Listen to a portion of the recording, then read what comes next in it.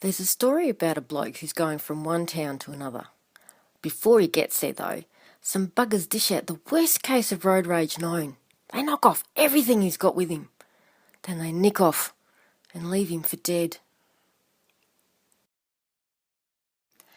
Our mother woke us in the middle of the night. "Get up quickly, we must go now." She looked very scared. We just grabbed a few bits of clothes, and with our mother quietly hurrying us, we ran. I didn't know where we were running to or why. We just ran in the middle of the night. While the bloke's lying there near dead, one of the locals comes past. He's an all right kind of fella, talks good sense, and usually speaks for the community of matters of importance. He's told some pollies a thing or two. The story goes that this bloke actually saw the half-dead bloke lying there. We ran at night and hid and slept in the day. Our mother was very frightened. When we asked where our father was, she only cried. Every time our mother saw someone wearing a uniform, we would turn and go a different way. We came to a different country. Our mother said we would be safe now. But we weren't really. It was only just beginning. But he didn't do anything. Nothing. He just sneaked past him and pretended that he hadn't really seen the bloke lying there at all. We could understand a little bit of what the man said. We knew we would have to pay him some money, and we knew he was talking about somewhere that would be a safe place to go, but we didn't have very much with us. Our mother had to find food for us in the rubbish. The water we found in puddles outside homes and buildings. It was very lonely for us in this city, but we knew we couldn't stay here. We would be sent back home. Not too long and another person comes. This time it's someone who knows a thing or two about the place, can help you dig out whatever information you want to know. Another person quite respected by the locals. Story has it, he saw the half-dead bloke too. Our mother found the money. I don't know how.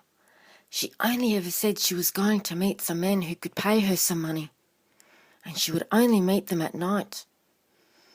When we met the man again who said he knew where we could go to pay him the money, he said we needed to wait a bit longer.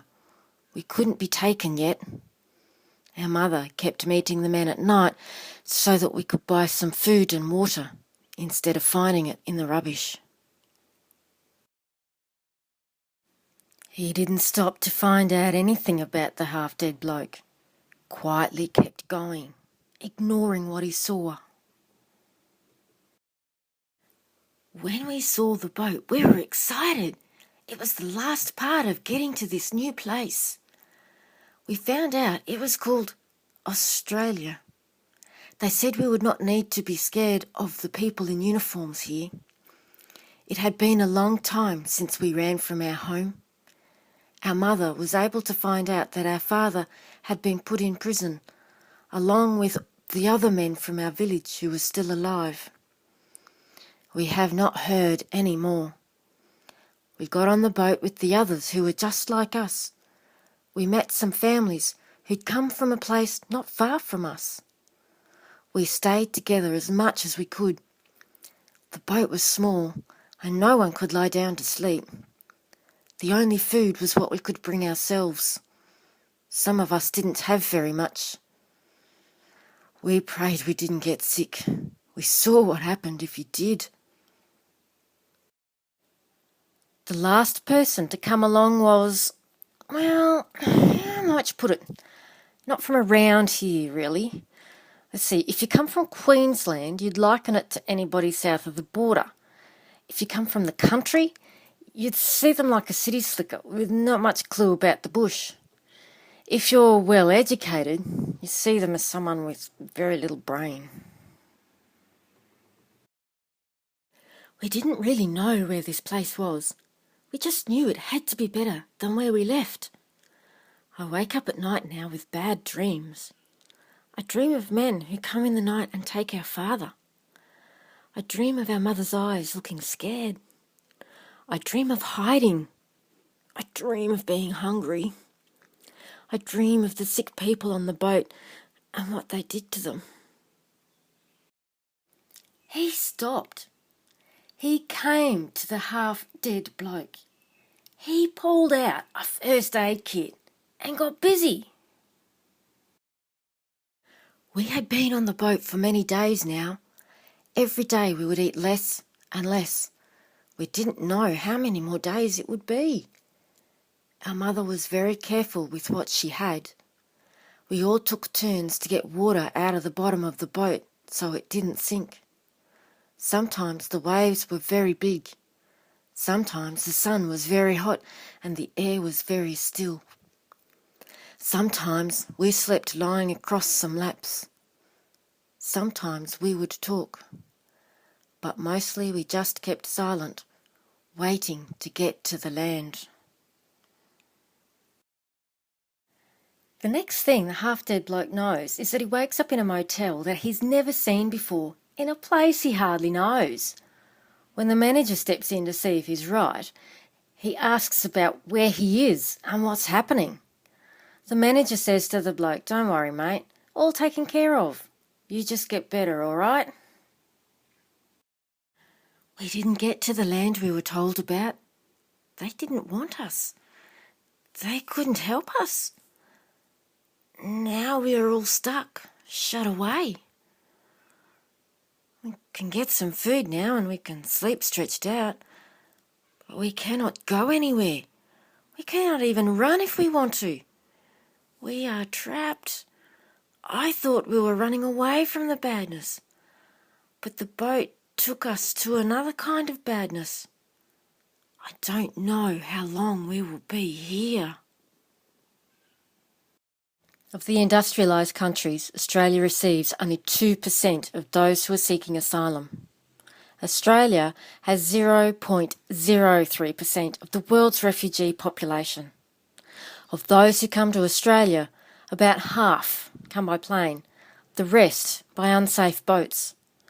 Those coming by boat are more likely to be genuine refugees. Of those who come to Australia, approximately 90% are found to be genuine refugees, and that is only part of the journey for them. From August 2012 to July 2013, no asylum applications have been processed in Australia. The average time asylum seekers have been detained in Australia is 224 days. In Canada, it is only 8 days. Australia is the only industrialised country with offshore processing and mandatory detention of those seeking asylum. The difficulty for some seeking asylum is that they do not have access to paperwork or records of identity. They simply never existed. Some are in countries where there isn't access to resources that can help process an application before they leave, or even know that such a process could be possible. For some, the need to flee has not allowed time for documents to be obtained or application made. Many will come already being traumatised by war, famine, and fear of their own lives, having been witnesses to brutal and unjust human actions based on belief, race, or economic status in a community. Countries who are signatories to the UN Refugee Convention recognise that refugees have a right to enter a country in order to seek asylum. It does not matter how they arrive or what identity documents they have. In the region where Australia is, there are only 3 countries that are signatories to the Convention. An asylum seeker seeking refuge in Australia breaks no laws in their arrival. When a person comes seeking this land to ask for safe residency, their journey to safety is far from over, and even when they might eventually be granted refugee status, they still then have to negotiate the many who do not open a welcome door. Australians, all let us rejoice.